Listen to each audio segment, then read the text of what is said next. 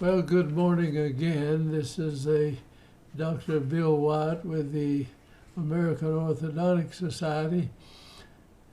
And this time I'm going to try to explain the complicated treatment of this temporomandibular joint, where you understand how it works and everything else.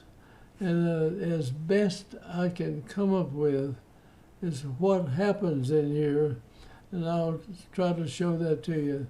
Now, this is a good joint. It's been somebody's in a cadaver that they shaved this down, and we're not looking at the whole thing, but after it's been cut down from one side, and then these pictures were taken of it as you move. So when you think about this, think about the whole joint, and there's not only one joint, the one on the right side and one on the left joint, and things that are happening with those joints when you're chewing or whatever comes up, and when you have some discomfort in there or some pain, it can be terrific pain too. So let's get started with this. I can show you what this is. This is the fossa now. If you'll go back with that previous video, it'll show the fossa. And this tissue wadded up underneath in here is the retrodiscal tissue. Now this little line right here is the disc, and then the compression area of the disc is right in here. And when you bite on your front teeth, this pushes the condyle into the fossa with a much greater force than you get between your teeth. When you bring your jaw forward, you move this condyle out here. I'll show you that in a minute. And this is the disc is a biconcave structure. Now, this portion out, the rim of this biconcave, just to make it simple, like you got a donut here, and you mash this place in the center from both ends. You'd have a thick part over here and a thin, and a thick part over here, going right like this, and the thin part goes into this thin portion of it right in here is where the real pressure takes place. Now the muscles are out in here, and they pull the jaw to close the front teeth together, and it is not touching anywhere except in this area, and none of your posterior teeth touch except the front teeth out here, and we can bite something. So you can't bite really hard out here without, you can damage this portion back in the back. But it's made up, it's marvelously made. This dense connective tissue in this area right here has held up in my mouth for my whole life. And I've chewed and eaten and everything, the millions of times that you've chewed and pressed the bone structure against the bone structure, and there's this lubricated area between here is functioning good. You can put your fingers up here in front of your ear and kind of do your jaw around like that, and if you take your finger and run around the head of your condyle, if you've got one that's been damaged or it's inflamed or swells up or something, and you press on it, and you continue pressing on it as you chew, and you've got to eat, and it's hard to do. Now, some people can't chew back here, they get it hurt, so they have to chew with the jaw in the front, and a lot of times you can get away with it that way. But I'm going to show this as we move it. What I do, I'm going to move it with this little arrow, just a little bit. Now you see this is where your back teeth are together, and this is touching, and now we're beginning to slide forward. And you see the jaw move forward just a little bit.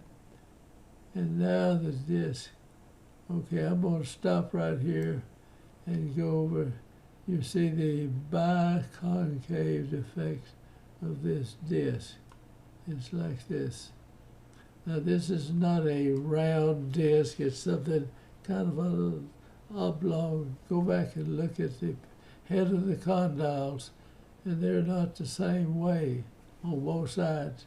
But when I move my jaw to the left, my left teeth will touch, but my right teeth don't touch. So your chin over here, these teeth aren't supposed to hit at all. Well, so what happens?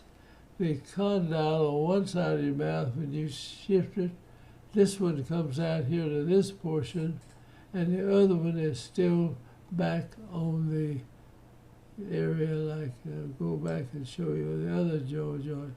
Now it would go back like something like that.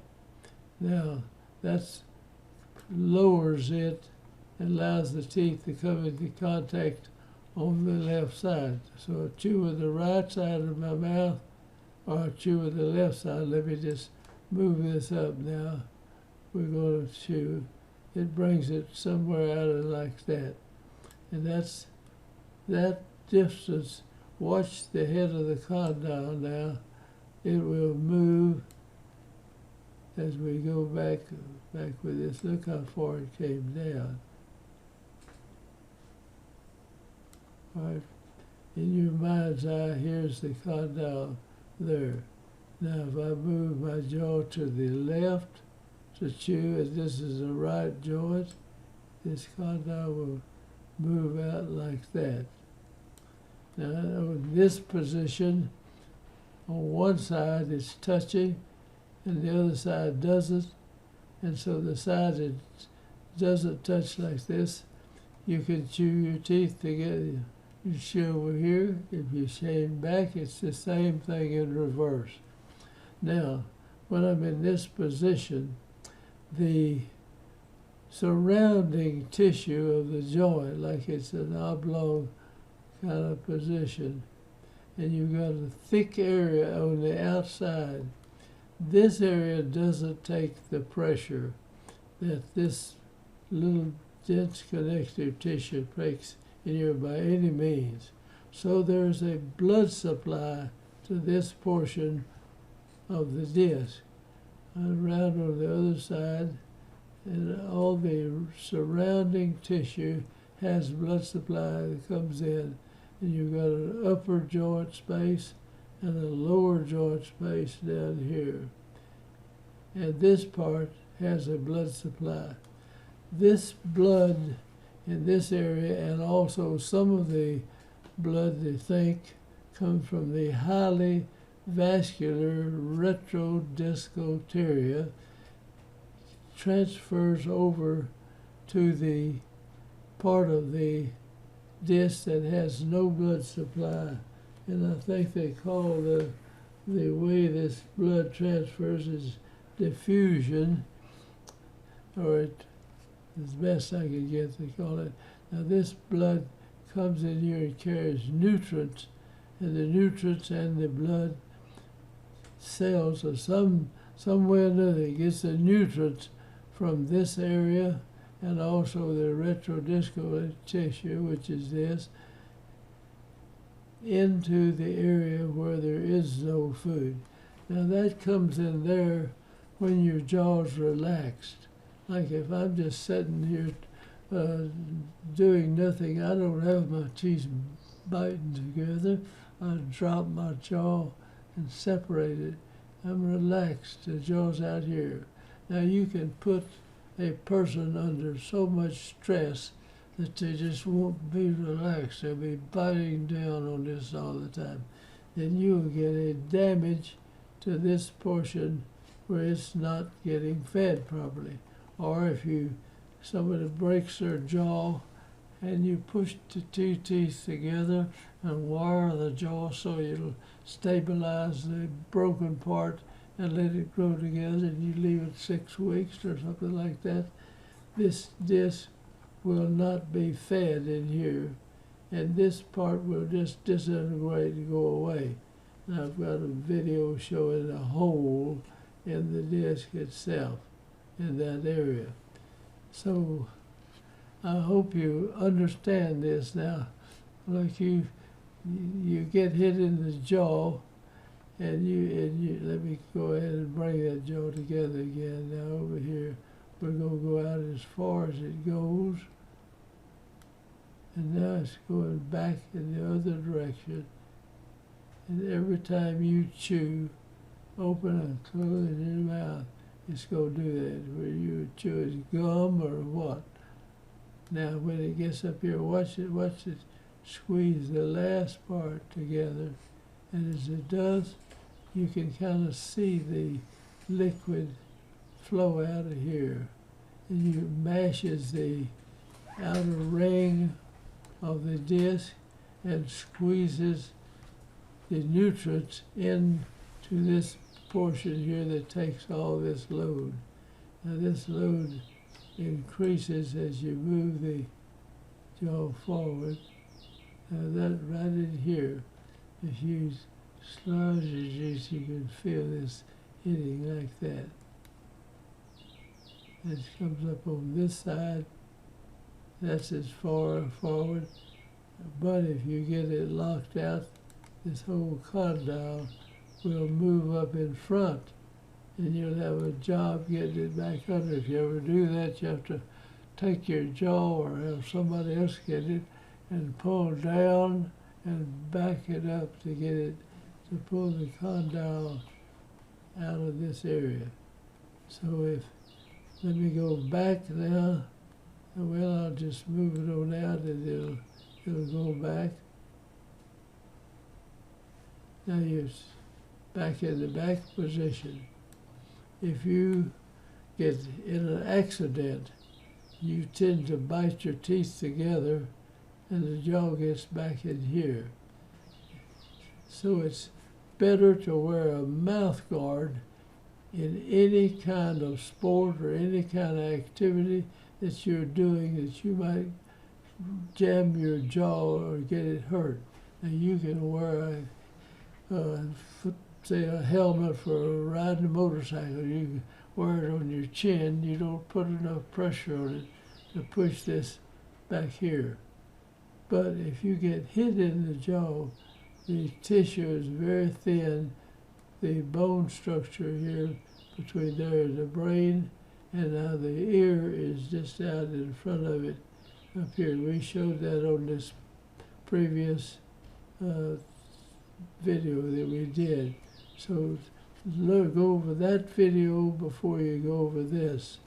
Now this has a lot to do with the blood supply that keeps the disc alive and feeds it.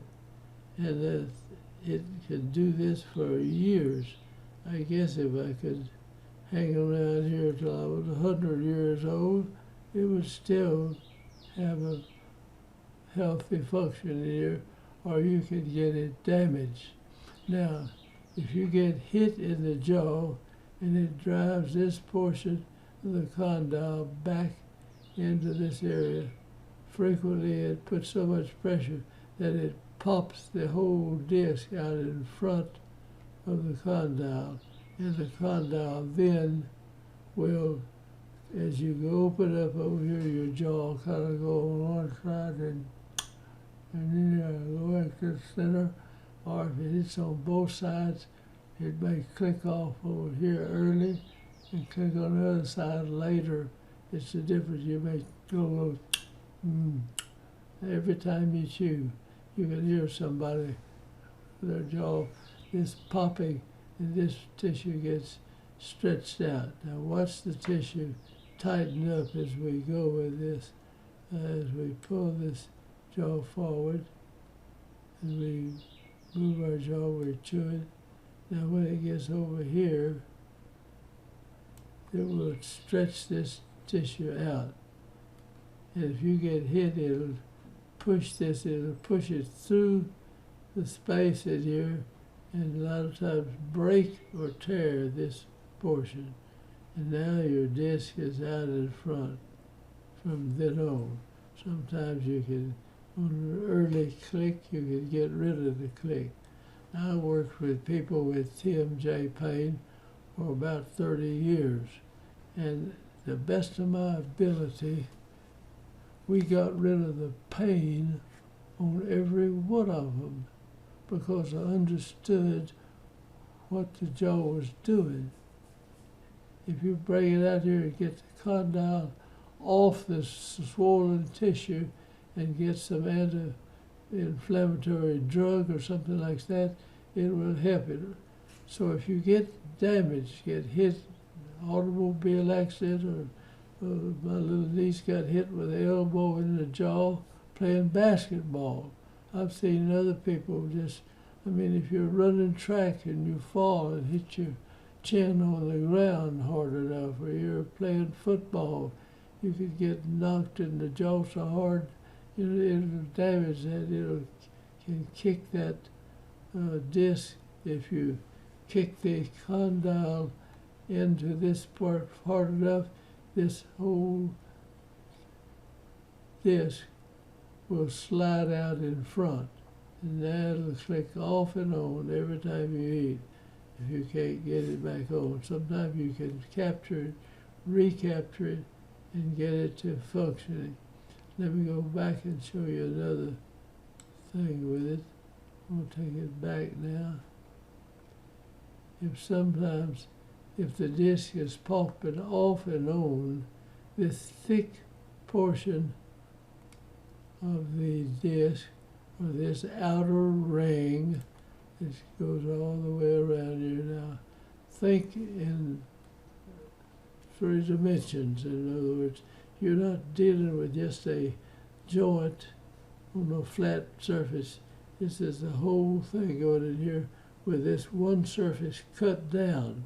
So it makes a difference to some extent of how this thing is functioning. This has been cut through right here.